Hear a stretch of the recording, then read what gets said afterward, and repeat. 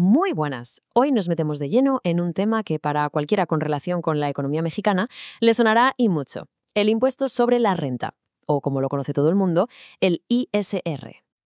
A ver, ¿quién no ha cogido una nómina de México y ha visto esas tres letras, ISR, y se ha preguntado, vale, ¿y esto qué es exactamente? Son una constante en la vida laboral, sí. Pero, ¿qué significan de verdad y cómo afectan al bolsillo? Pues vamos a descubrirlo. Para empezar por el principio, lo más fundamental, ¿qué es exactamente este impuesto que forma parte de la vida económica de tantísima gente? Pues mirad, el ISR es lo que se conoce como un impuesto directo. ¿Y qué quiere decir esto? Pues que grava directamente la fuente de la riqueza, o sea, los ingresos. Da igual que sea el salario de un empleo, las ganancias de un negocio propio o los beneficios de una gran empresa, el ISR se aplica sobre ese dinero que se ha obtenido. Y ojo, que esto no es algo arbitrario, ni mucho menos. Todo está regulado por un marco legal muy concreto, la Ley del Impuesto sobre la Renta. Esta ley es, por así decirlo, el manual de instrucciones que establece quiénes deben pagar, sobre qué ingresos y cómo se debe calcular todo. Son las reglas del juego. Muy bien, ya sabemos qué es. Pero ahora viene lo interesante, la aplicación práctica. Porque la forma en que una persona paga el ISR varía, y mucho, dependiendo de cómo genere sus ingresos. Principalmente podemos dividir la experiencia en dos grandes grupos. Por un lado, las personas asalariadas, es decir, empleadas por una empresa, y por otro, las personas que trabajan de forma independiente, como autónomos o con su propio negocio. Sus caminos para cumplir con el ISR son, la verdad, bastante diferentes. Para una persona asalariada, el proceso es, en gran medida, invisible. La empresa para la que trabaja se encarga de todo.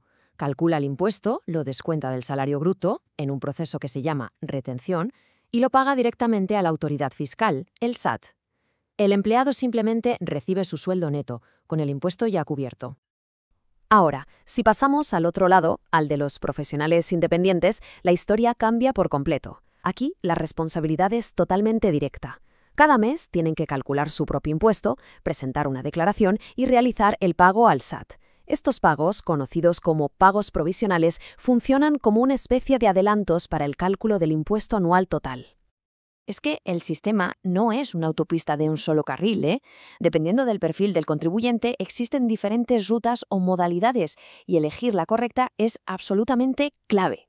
Se puede pensar en los regímenes fiscales como si fueran las tarifas de datos de un móvil. No todo el mundo necesita la misma, ¿verdad? Hay quien consume muchísimos datos y otros que solo necesitan hacer un par de llamadas. Pues de la misma forma, el sistema fiscal ofrece diferentes regímenes diseñados para las necesidades y características de distintos tipos de contribuyentes.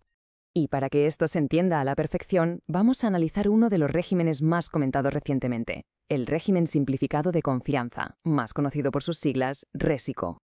El RESICO, de entrada, ofrece ventajas muy atractivas. Un cálculo de impuestos mucho más simple y unas tasas de ISR notablemente bajas.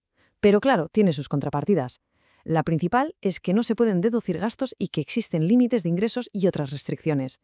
Esto hace que solo sea apto para ciertos perfiles.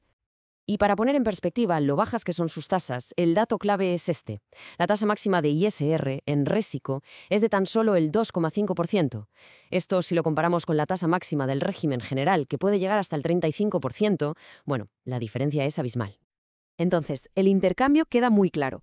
El RESICO ofrece un beneficio fiscal muy potente con esas tasas reducidas, pero a cambio de simplicidad. Y esa simplicidad implica renunciar a la posibilidad de deducir gastos para reducir la base sobre la que se calcula el impuesto. Y como decíamos, no es para todo el mundo. Existen condiciones muy específicas, como un límite de ingresos anuales de 3,5 millones de pesos y no ser socio de una empresa. Tampoco aplica a quienes reciben ingresos asimilados a salarios, que es un esquema que mezcla características de empleado y de independiente. Cada regla, al final, define el perfil exacto para el que este régimen fue diseñado. Entonces, después de todo esto, ¿por qué es tan importante entenderlo? Pues porque el ISR no es solo una obligación, es una pieza clave en la planificación financiera, tanto personal como profesional. A modo de resumen rápido, el ISR grava los ingresos. La forma de pago cambia radicalmente entre asalariados e independientes. Existen diferentes caminos, o regímenes fiscales, con reglas propias como el RESICO. Y por supuesto, comprender estas opciones es fundamental para una buena salud financiera. Al final, conocer el funcionamiento del sistema tributario no es solo para cumplir con la ley. Se trata de tener el control, de poder tomar decisiones estratégicas sobre cómo gestionar una carrera profesional o un negocio, optimizando los recursos de manera inteligente y, por supuesto, legal. Y con esto cerramos, dejando una pregunta en el aire. Conociendo la estructura y las opciones disponibles, ¿podría una elección informada sobre el camino fiscal cambiar las perspectivas financieras a largo plazo?